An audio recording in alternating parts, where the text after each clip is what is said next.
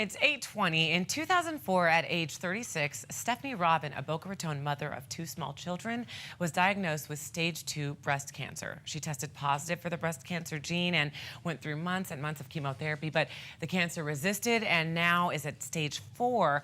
Now, her good friend Elizabeth was with her every step of the way, and she was actually inspired by Stephanie's strength to make a difference. The 2 women organized Think Pink. It's a charity event benefiting 7 breast cancer organizations. It is incredible, to say the least, and here to talk about it, we have Elizabeth and Stephanie. Good morning, ladies. Good morning. Good morning. Now, this event is going to be amazing. In fact, in the break, you guys didn't see this. You guys are dancing and partying. So this is just a precursor of actually how amazing this event is going to be. But before we get to the BS, let's talk about the reason behind the whole thing. So, Stephanie, your journey began in 2004. How has your life changed since you've been diagnosed with breast cancer? It's changed drastically. There's an inner strength in me that I never knew I had. In the beginning of my journey, everything was about me finding a cure and me getting better and taking care of my family. And now I realize that the ultimate mission is to impact other people's lives. And I found out that I had the BRCA gene, which is the breast cancer gene. And I didn't know that when I was diagnosed. And my mother had breast cancer twice, and nobody told her there was a gene. And had I known that, I could have caught the cancer much earlier from enhanced screening. I could have done prophylactic surgery. And there's just millions of people out there with the gene and don't even know it. Wow. So Yeah. do you need to go get checked out to see if you have this gene? Or how can you detect? Because if people are afraid, what if I have this gene? What would you say to do? Well, I wouldn't personally give them advice. I would certainly say go to their doctor. But there are definitely indications. If somebody in your family has breast cancer at an early age, Ashkenazi Jewish people also can have the gene. Well, everyone can have the gene, but it's... I just feel like maybe a doctor, can they pick that out in you during routine appointments? I guess is what I'm saying. Yeah, it's actually a blood test. It's Okay. an easy blood test. And you do usually speak to a geneticist who will tell you if you are a candidate for the test. But it's an easy test, and it doesn't mean prophylactic surgery. There are ways to just have enhanced screening and catch it early and save your life.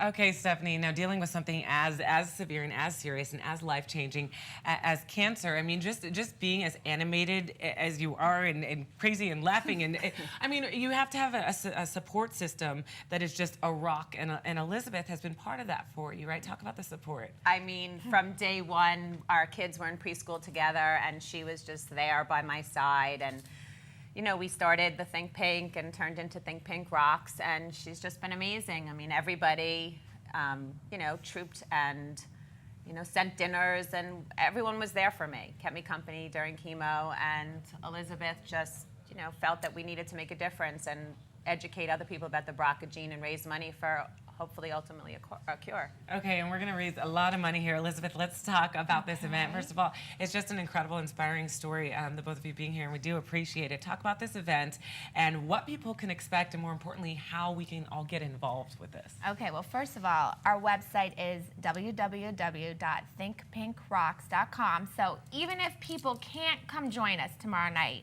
they can definitely visit the website.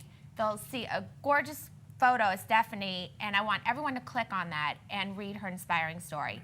Donations can go right through the website. We have a link on our website, actually, as well. It's very, very easy to find, and I understand Akon's going to be performing. It's part of the entertainment. He came last year, and this whole concert is an SRC Universal donation. And Steve Rifkin reached back to me, and I don't think he really knew what he was getting into.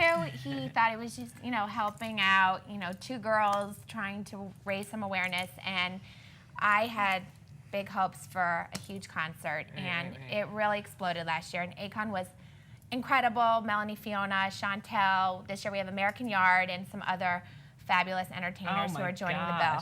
And it's going to be a party, Elizabeth. Yes. Also, there's another big, and I mean big part of this, the cupcake. The Explain cupcake. that. Okay.